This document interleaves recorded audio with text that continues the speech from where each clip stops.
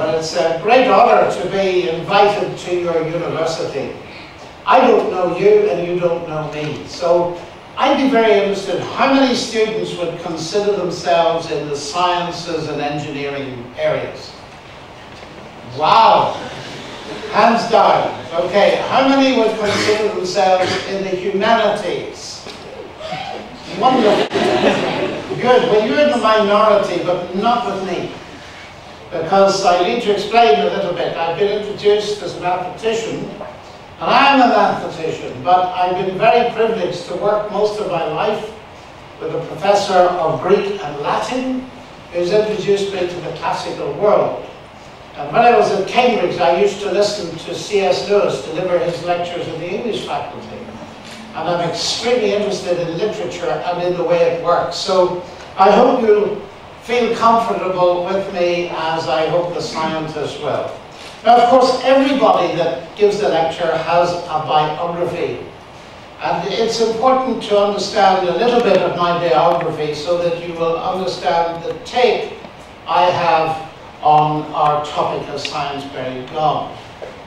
I come from Northern Ireland, which hasn't always the best reputation for advertising the Christian faith, and you may want to ask about that.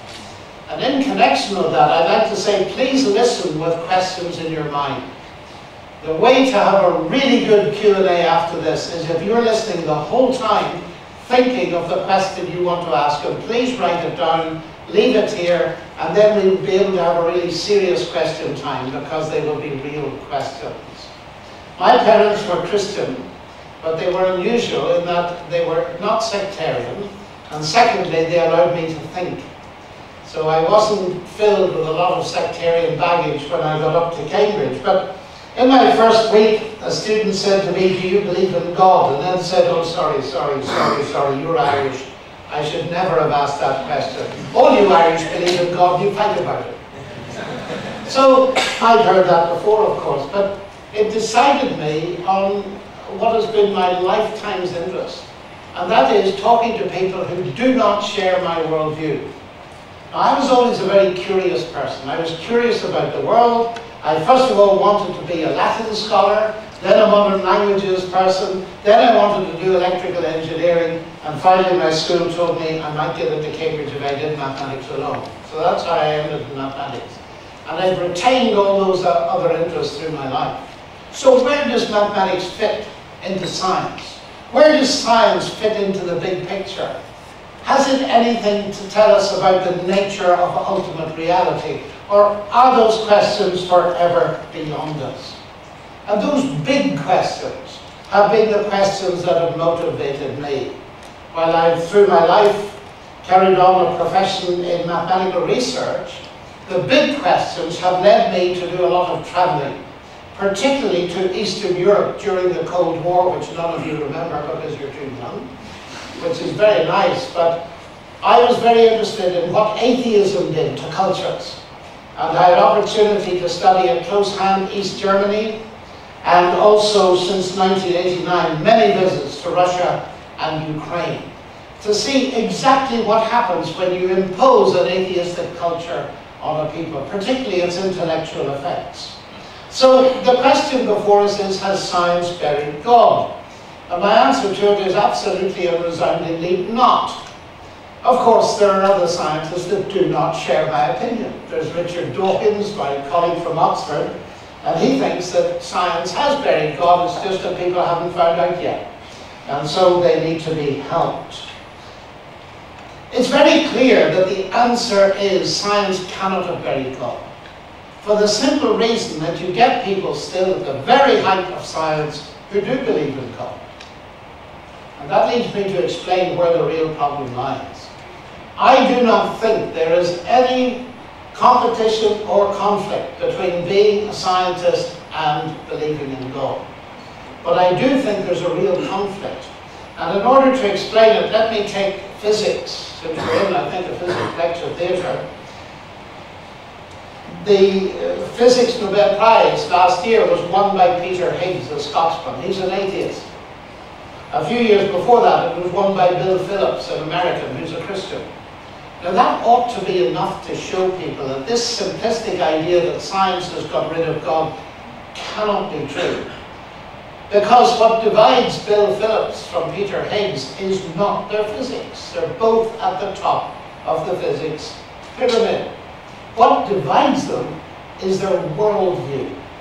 And what we're facing behind this question is a worldview issue. And the worldview issue is most simply put like this. Peter Higgs, an atheist. Bill Phillips, a Christian. The conflict lies at the level of the conflict between atheism and theism. It doesn't lie between science and God. Now, I want to tease that out a little bit with you, because if you look back in history, and history is an enormously important discipline, it helps orientate where you are in the present, and we see attitudes to this question changing. If you'd asked Isaac Newton, has science buried God, he would have looked down at you, I suspect, from a great height and said, don't be absurd. It's my belief in God that's motivating my science. Galileo and Kepler, Clerk Maxwell, and the great luminaries, the pioneers of science, would all agree with him.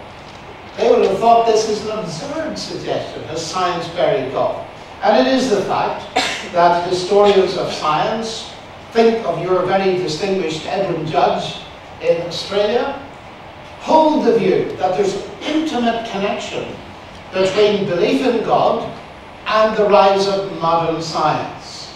C.S. Lewis, as usual, put it very succinctly when he said, men became scientific because they expected law in nature, and they expected law in nature because they believed in a lawgiver. And you see, in one sense, if I may be blunt with you, I'm not remotely ashamed of being both a scientist and a Christian, because arguably, Christianity gave me my subject. God is pro-science, he's not against science. In fact, on the page 2 of the Bible, God told the early humans to name the animals. And that is, of course, taxonomy, the fundamental biological discipline. But it's actually the fundamental intellectual discipline. One of the painful tasks sometimes at universities, you have to learn a lot of new words, especially if you're in the medical faculty. To learn every single bone in the body. You're learning names all the time that the rest of us don't even begin to know. And the same is true of all your other intellectual disciplines. So God told humans to do that. He wanted them to be curious. And I believe in a God who's very much for science, interested in us, as Kepler put it, thinking his thoughts after him. Now the strange thing is, we've still got our title in the 21st century. What has happened between the day of Newton and the day of Hawking? Because Stephen Hawking is the most recent and perhaps the most prominent living scientist who suggests that we've got to choose between God and science. And you know that in his book, The Grand Design, which he co-wrote with Leonard Nodinoff, that is the choice. You choose between God and science. That intrigues me. I was at Cambridge just around the same time as Stephen Hawking. I remember him well. He was just ahead of me in time and light years ahead of me in intelligence. So it's very interesting when someone like that comes out strongly as an atheist, and I want to know what's the mechanism going on. Well, to my utter astonishment, I discovered that his atheism appears to rest on certain confusions. Confusions about the nature of science and confusions about the nature of God. The central statement of his book is this: because there is a law of gravity, the universe can and will create itself from nothing. When I read that, I thought, pardon? Because there is a law of gravity, the universe can and will create itself from nothing, and therefore we don't need God. Well, I thought a little bit of logic makes that look very strange. Because there is something, the universe will create itself from nothing. Flat contradiction number one. And my curiosity grew. How can a person of this eminence make such an elementary mistake? I then read on in the book and he says philosophy's dead. Well, that's a very strange statement for a man who then writes a book on philosophy of science.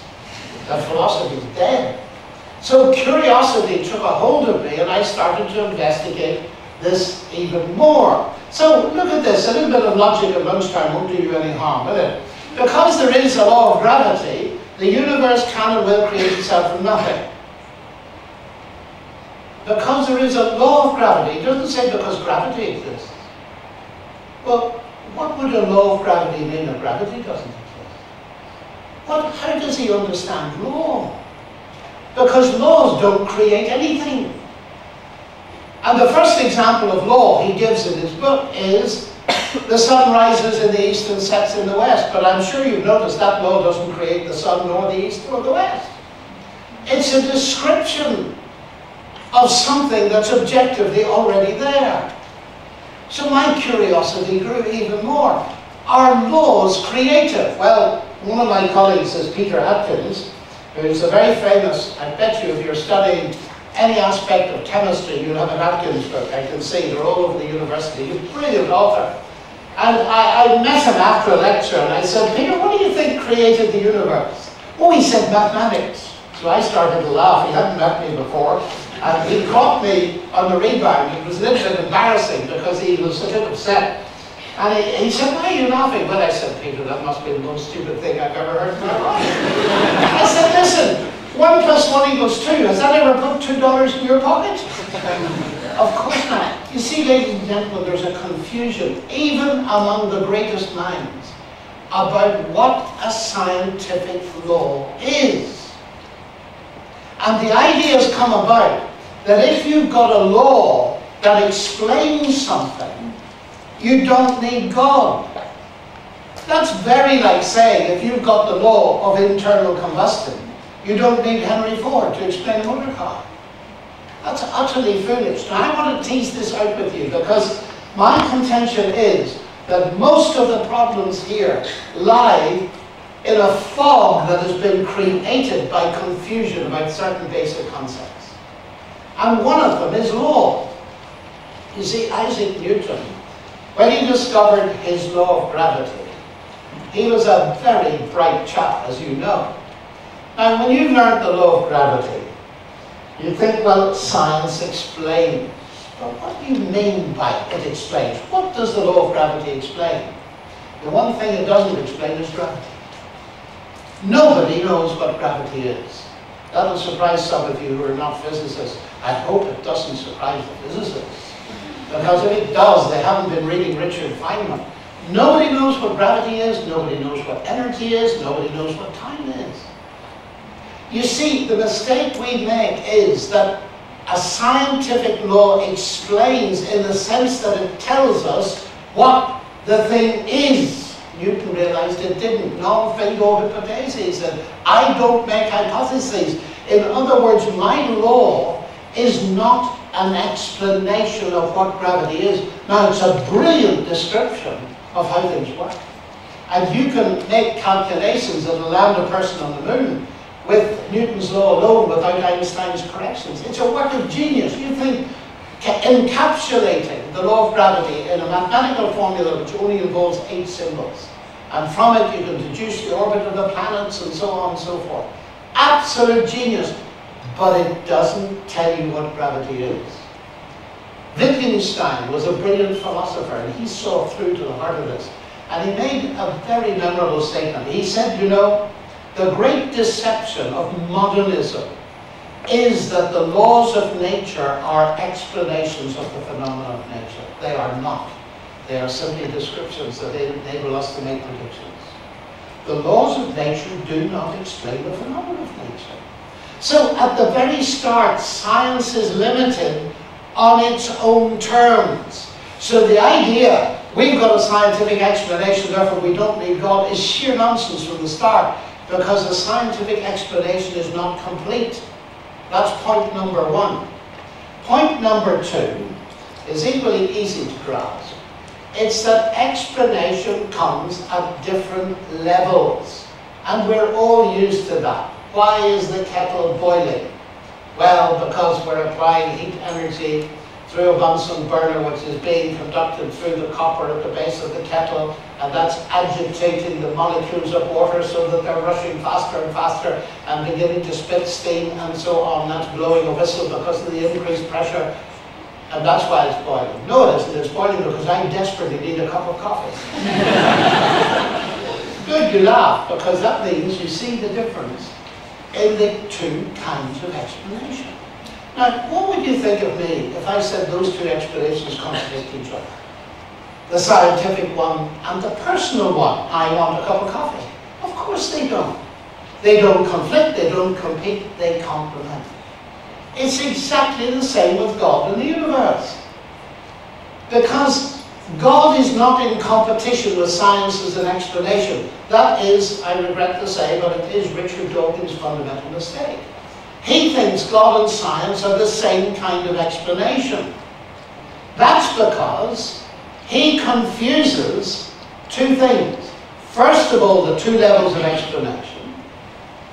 When Isaac Newton discovered the aforementioned law of gravity, he didn't say, I've got a law of gravity, therefore I don't need God. He did the exact opposite. He said the law of gravity is evidence that there is a God. Isn't it such a genius of a God who did it that way? And he dedicated his Principia Mathematica, the most brilliant book in the history of science, in the hope that people reading it would come to believe in an intelligent deity. In other words, the more he understood of how it worked, the more he admired the genius of the God who did it that way. And that's the way you work. You engineers, the more you love engineering, the more you can admire a Rolls-Royce engine, not the less.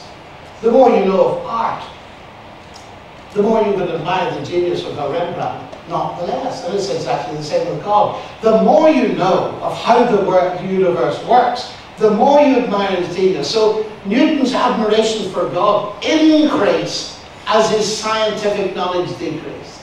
He didn't make the Dawkins mistake of thinking that people like me believe in a God who sits very comfortably in the pantheon of ancient Greece. The God of thunder and lightning, for example. I suspect the God of thunder and lightning has been dismissed many times in this lecture theatre by a lecture in atmospheric physics. You don't need the God of thunder and lightning. You can explain thunder and lightning very well in terms of this and that. And so the idea has grown up. And I only stumbled recently on the way people's opinions have shifted. I used to think when I talked about God, people understood what I meant. That I was talking about the creator and sustainer of the universe. The one who created the bits I do understand and the bits I don't understand. The God of the whole show. But no, God is now understood to be like the Greek god of thunder, who disappears when you do a little bit of science. That is a God of the gaps. I can't explain it, therefore God did it. That kind of attitude. Now you see, and here's a very important bit of very simple logic. If you think of God like that, you've got to offer people the choice between God and science. Because that's the way you define God. You define God to be the X that holds the fort until science fills the gap. But if you do that, you've got to offer the choice. But if God isn't the God of the gaps, then you've lost that argument completely. And what I want to make clear is that the difficulties in this topic arise from confusion about God and then confusion about the nature of law. I've already indicated one level of the confusion, that the law of gravity doesn't explain gravity. Secondly, that when we got the laws, they do not obviate the need for an agent who designed them. Just as we might study automobile engineering all our lives, we could study thousands of cars, we'd never find Henry Ford in them, would we? But the marks, the fingerprints of his genius are all over them. You'd never find him in them. You see, we can distinguish very readily there the difference between a law mechanism type of explanation and an agent explanation. And those two levels of explanation we use all the time.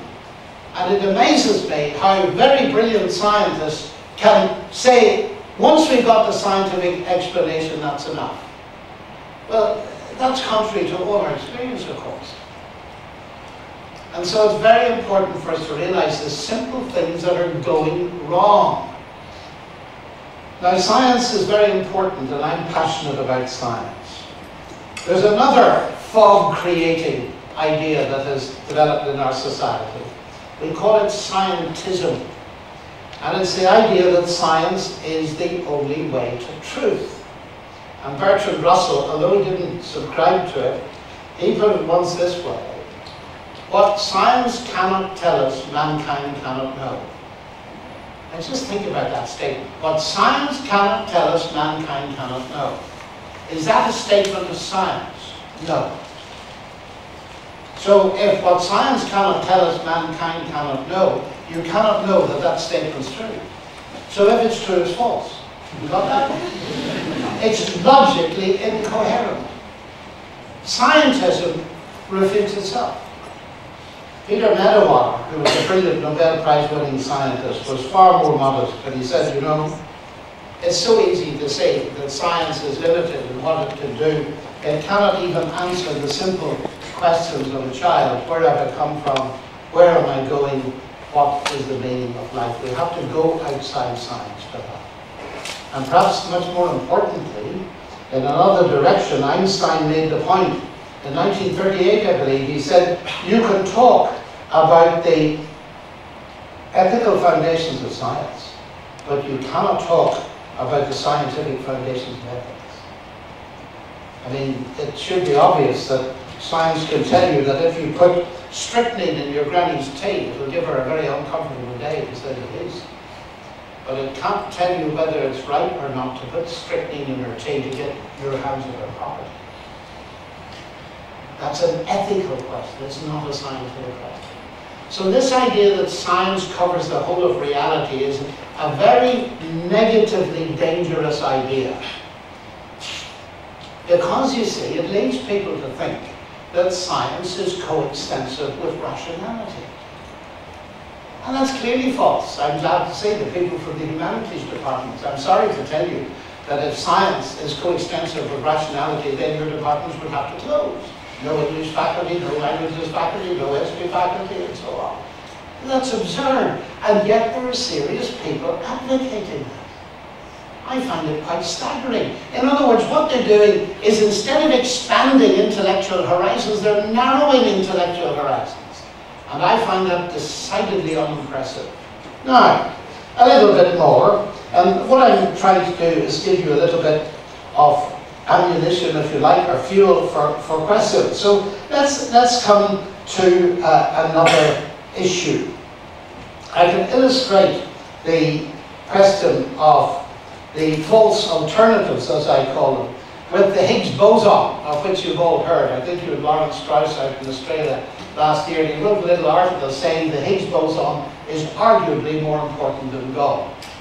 Well, that provoked me to respond in one of our national newspapers, and I said, yes, the Higgs boson is arguably more important than God if you're giving a lecture on particle physics in the physics department. You're not talking about God, you're talking about elementary particles. But God is arguably more important than the Higgs boson if you're talking about why there is a universe in the first place in which particle physics can be done. It depends on the question you're asking. So he's setting up a false alternative. And when in the end I was asked to comment about the Higgs boson, I said, well, what shall we say about the Higgs boson? Well, Higgs predicted it, CERN discovered it, and God invented it. We celebrate the first two, what about the third? And there again is an example of the either-or, either God or science. And it's a very clever device to get people, to keep people actually from considering the positive evidence about the existence of God. Now the next fog generator is the concept of faith. Now sometimes people meet me and say, you know, Professor Lennox is a man of faith. That is an insult. Because what it means these days is he believes where there's no evidence. Because faith has been redefined. If you look up Webster's dictionary, fortunately not the Oxford English Dictionary yet, but Webster's dictionary has a new entry. Faith, noun, believing where there's no evidence. Now that is a very dangerous, false definition. Faith, in the ordinary sense of the word, from the Latin fides, with its cognates in Greek, what does it mean? Trust. Now, do you have reasons for trusting your friends? I hope you do. You have reasons for trusting your professors. Well, that might be a little bit more questionable, but there you are. You know what evidence-based trust is. All of you. And you see, that is what faith is. Now, I must speak as a Christian here. Other religious faiths must speak for themselves, but it's very important to establish that Christianity is an evidence-based faith. And the clearest statement of that is when you come to the end of John's Gospel, the fourth of the Gospels in the New Testament, he makes this point. He says, many other signs Jesus did in the presence of his disciples, which are not written in this book. But these are written in order that you might believe that Jesus is the Messiah, the Son of God, and that believing you might have life in his name. In other words, here's the evidence on which faith can be based. I wouldn't dream of coming and insulting you and standing here for a microsecond if I didn't believe my faith in God was based on evidence. Now that's the first side of it. But there's another side of it. You see, if you keep telling people that faith is a religious concept and it means blind faith and it's dangerous, you will not notice that faith is essential to science. Sometimes people ask me to give lectures on science and faith, and I say, well, I'm happy to do that, but do you want me to mention God? Yes, they said, of course, look at the word faith. Oh, but I said, I can talk about science and faith without mentioning God, because faith is essential to science. Really? Yes. Einstein, one of the greatest of all scientists, said, I cannot imagine a real scientist without that faith. He didn't mean faith in God, of course. What he meant was the faith, the belief, the trust that you can do science, or put it more intellectually, faith in the rational intelligibility of the universe. You cannot do science without believing that. When I was taught quantum mechanics in Cambridge last century sometime, I was taught by Professor Sir John Polkinghorne. And he is at pains in many of his books to point out that physics is powerless to explain its faith, notice the word, in the rational intelligibility of the universe, for the very simple reason that you can't do any physics unless you start by believing. And this is fascinating, you see, because this shifts the whole debate. Science and faith, no. Science and God, yes. But faith is intimately involved in science. Now here starts the real interest in the contemporary debate. Because why should I trust my mind to do science? Now Newton, we've seen, and Galileo, and Kepler, Clerk Maxwell, Babbage, and many others, their impetus came from their belief in a rational creator who created an intelligible universe. That was where the drive come from. Let's remove that. Let's now imagine and walk into my University of Oxford, where I'm surrounded now by atheist colleagues. And I say to them, as I often do, I said, tell me about your thinking about thinking. What is thinking? Especially when it comes to the scientific realm. What do you do your thinking with? And they say, we do it with our brain. Not your mind. No, the mind is the brain. The mind is an epiphenomenon of the brain. We're doing it with our brain. I said, okay. So what is your brain? Well, they say, do you want the short account or the long account? I say, well, the short account. Well, the brain is essentially the end product of a mindless, unguided process. And I say, and you trust it?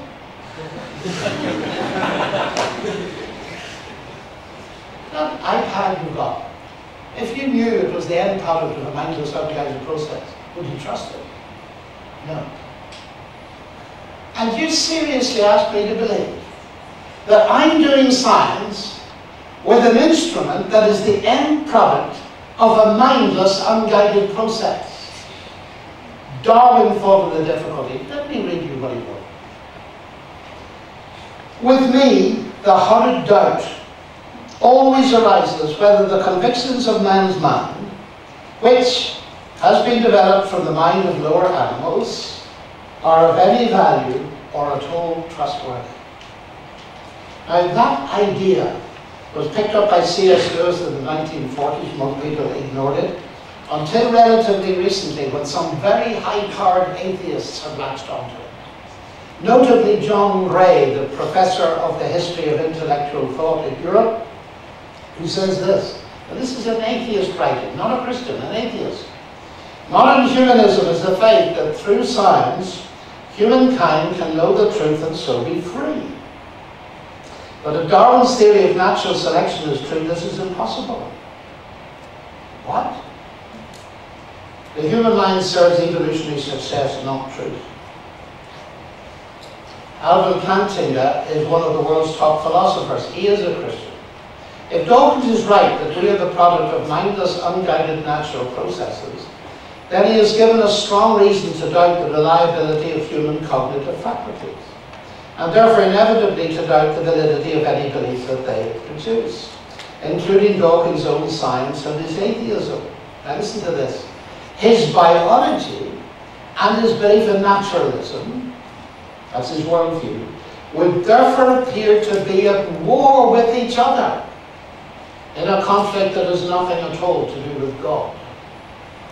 And more recently, Thomas Nagel, who's one of the world's most distinguished philosophers in the United States, he wrote a book with an explosive subtitle.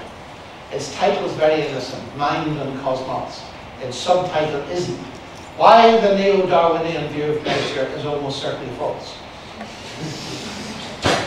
Google it and see the absolute cyberspace war that's going on about it. Nagel is an atheist. And that's the interesting thing. He's picking up Darwin's doubt. He's tracing it through the fact that we've come to a very interesting situation. We are in the information age, ladies and gentlemen. And many physicists are regarding information as a fundamental quantity. And they're writing very interesting articles like, it's not bit from it, it's it from bit. In other words, they're saying you don't start with mass energy and get information derivative. And actually, if it's anything, it's the other way around. And in any case, mass energy and the laws of physics don't have the explanatory power to deal with information for a very simple reason. Information is not material at all. Its carriers are material.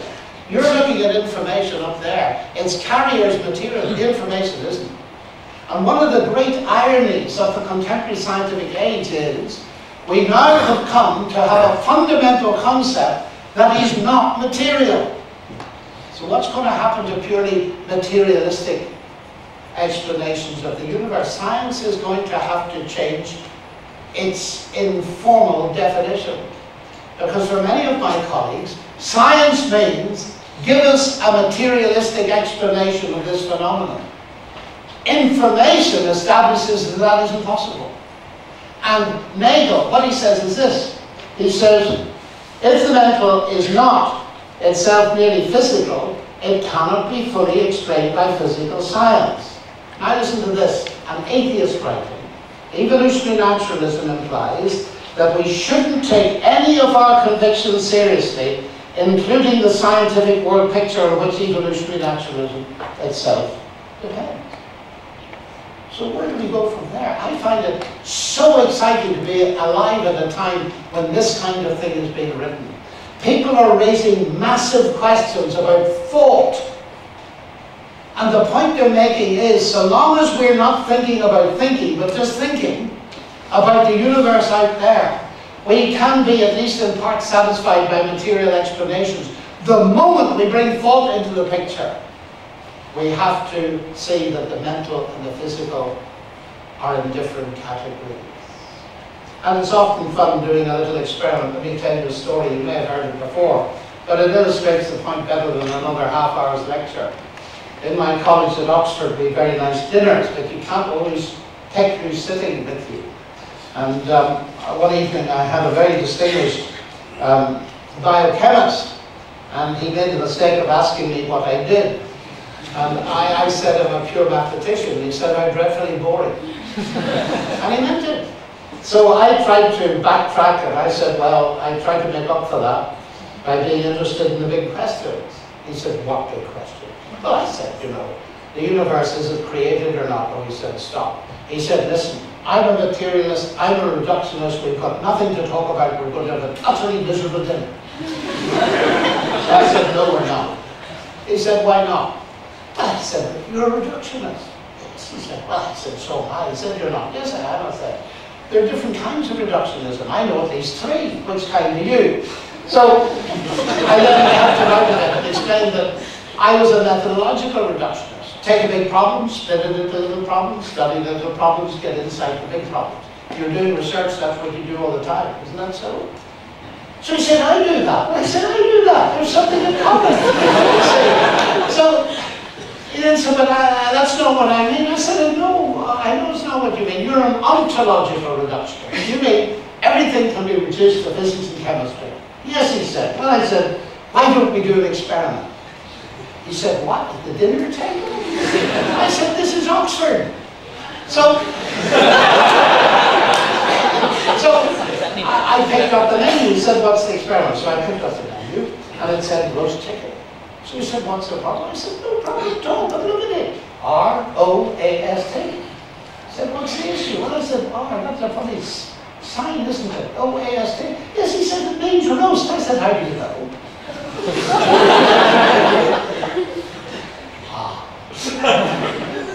I said, those are only marks of paper. And you assign meaning to them. Okay, I said, here's your challenge. You explain to me the semiotics of those marks. That is the way they carry meaning. Semeion in Greek means sign. And explain it to me in terms of the physics and chemistry of the paper name.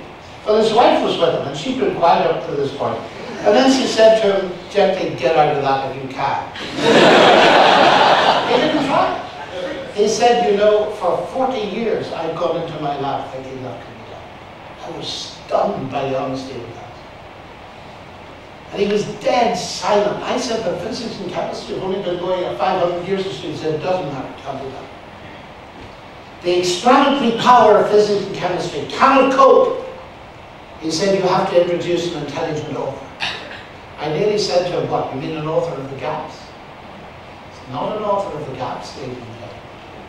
It's the nature of semiotics that tell you that intelligence is involved at some level, don't they? You see your name written 5, 6 letters on the beach at Fremantle or Perth. You know instinctively that a mind has been at work, don't you? You see, we have been bamboozled in some of the scientific fields in thinking that explanation always goes from the simple to the complex. You've come across that idea. Richard Dawkins in his book, The God Delusion, said, you see, God, introduce God, don't be silly, because if you introduce God as an explanation at any level, your explanation is more complicated than the thing you're explaining, so it can't be an explanation. And I think, really? So here we take a book, The God Delusion. It's 400 pages long, it's reasonably complicated, so I asked what its source is. I discovered its source is the infinitely more complex mind of Richard Dawkins, so I dismissed that, because the explanation is more complicated than the thing I'm explaining. That is absurd, ladies and gentlemen. You will notice that the one area of intellectual activity where you do not go from the simple to the complex is where language is involved. An archaeologist finds a few marks in a cave and says human intelligence, and postulates an infinitely more complex thing because of the semiotic nature of what is being found. Now here comes the twist finally. 5-letter R-O-A-S-T, intelligence. But this same person is studying DNA, the longest word we've ever discovered. 3.5 billion letters in an alphabet of 4 codons. It is chemical. They call them codons because they code for something. There's a semiotic dimension. And I say to them, what about that? What's the origin of that? Chance and the laws of nature. How is it you postulate intelligence for 5 letters of a word, even though there may be many automatic processes that are involved in doing that? And you look at 3.5 billion letters in exactly the right order and you say chance to something's going on, isn't it? Of course it is. Because you see, if you are a materialist, you've got to be able to explain everything bottom up because there's no top. There's no intelligence that is involved in a top-down causation. And my final point is just to express the worldviews, again, in a slightly different way. The real issue is not between science and God. It's between, if we think about explaining the universe, just that level alone, it's between a worldview that starts in the beginning where mass energy, multiverse, particles, something like that, and they collided with one another, collapsed, formed galaxies, stars, planets, life, you, me, and the idea of God, because there is no God. Or the other worldview is, in the beginning was the Word. And the Word was with God, and the Word was God. All things came to be through Him. And without Him, nothing came to be. And ladies and gentlemen, it's not only as a Christian, but as a scientist, that I believe in the second and not the first. My chief objection to the atheistic interpretation of reality is not because I'm a Christian. It's because I'm a scientist. And I refuse to accept an explanation that not only shoots itself in the foot, but shoots itself in the brain, which is usually fatal. Thank you very much.